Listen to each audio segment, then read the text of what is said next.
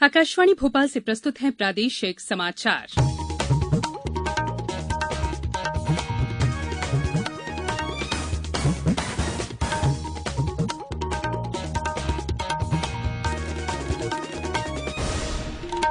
नमस्कार, समाचारों के साथ मैं संयुक्ता बनर्जी।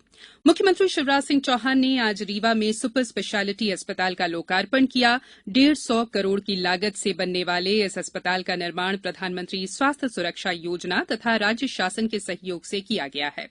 वर्तमान में इस अस्पताल में cardiology, cardiovascular, thoracic surgery, neurology, neurosurgery, anaesthesia और रेडियो डायग्नोसिस विभाग संचालित हैं। इस अस्पताल में 6 आधुनिक मॉड्यूलर ऑपरेशन थियेटर और गंभीर हृदय रोगियों के उपचार के लिए एक कैथ लैब भी स्थापित की गई है। इसके अलावा अस्पताल में 10 उच्च तकनीकी वाले डायलिसिस मशीनें और 2 CRRT मशीनें स्थापित की गई हैं। इस अवसर पर मुख्यमंत्री ने कहा कि श्री मोदी के कुशल मार्गदर्शन में हम कोरोना से जंग लड़ रहे हैं। हम प्रदेश में 30 से 31 हजार टेस्ट रोज करवा रहे हैं। कोरोना के खिलाफ लड़ाई के लिए राज्य पूरी तरह से तैयार है। राज्य विधानसभा उपचुनाव के लिए भाजपा ने प्रदेश की सभी 28 सीटों पर प्रत्याशियों के नामों की घोषणा कर दी है। इनमें कांग्रेस से आए सभी 25 उम्मीदवारों को भाजपा ने अपना उम्मीदवार बनाया है। इससे पहले कांग्रेस भी 27 सीटों पर अपने प्रत्याशी उतार चुकी है। सिर्फ ब्यावरा सीट पर उम्मीदवार के नाम का ऐलान बाकी है। वहीं बसपा ने 18 सीटों पर प्रत्याशियों की घोषणा की है। प्रदेश में अब तक कोरोना संक्रमण से करीब 1,20,000 लोग स्वस्थ होकर घर लौट चुके हैं, जबकि सक्रिय मामलों की संख्या घटकर 18,000 के आसपास आ गई है। वहीं राजधानी भोपाल में 292 नए मामले सामने आए हैं। इंदौर जिले में 482 नए मरीजों का पता चला है। 520 लोगों के संक्रमण मुक्त होने पर उन्हें विभिन्न अस्पतालों से छुट्टी दी गई। शाजापुर में 10, पन्ना में 18, खंडवा में 4, धार में 22 नए मरीज मिले हैं।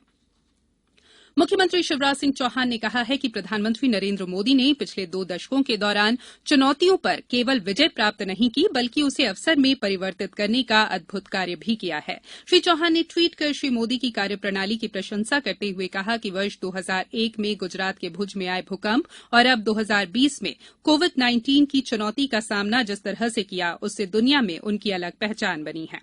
उन्होंने किसानों के उत्थान के लिए सिंचाई, खाद, बीज और उपज की बिक्री की समुचित व्यवस्था की है।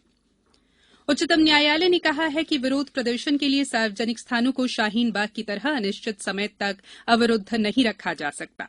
न्यायमूर्ति SK कौल की अध्यक्षता वाली खंडपीठ का यह फैसला पिछले साल दिसंबर में दिल्ली के शाहीन बाग में नागरिकता संशोधन कानून के खिलाफ हुए प्रदर्शन के संबंध में आया है।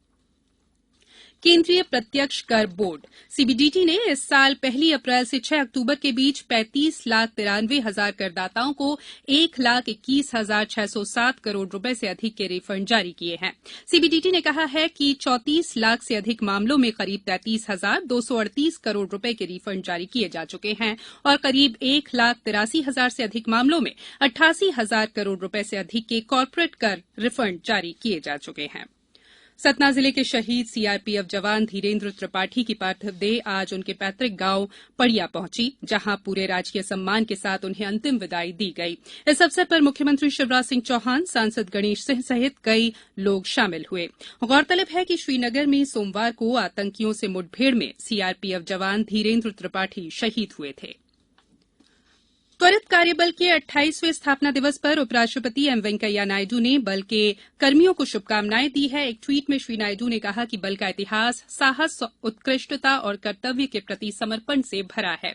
त्वरित कार्यबल की स्थापना अक्टूबर 1992 में 10 इकाइयों के साथ हुई थी। इनका उद्देश्य दंगा और दंगे जैसी स्थिति से निपटने के लिए किया गया। अब कुछ समाचार संक्षेप में। मुख्यमंत्री शिवराज सिंह चौहान ने पूर्व मंत्री जयंत मलैया के पिता विजय कुमार मलैया के निधन पर शोक व्यक्त किया है। शहडोल जिले में रेत खनन करने वाली कंपनी के 8 कर्मचारियों को मारपीट के आरोप में पुलिस ने गिरफ्तार किया है और मुरैना नगरपालिका के पूर्व अध्यक्ष कांग्रेस के वरिष्ठ नेता प्रबल प्रताप सिंह मावई ने पार्टी से इस्तीफा दे दिया है। इस बुलेटिन के अंत में एक अपील, मास्क और 2 गज की दूरी, हाथ धोना भी है जरूरी। नमस्कार।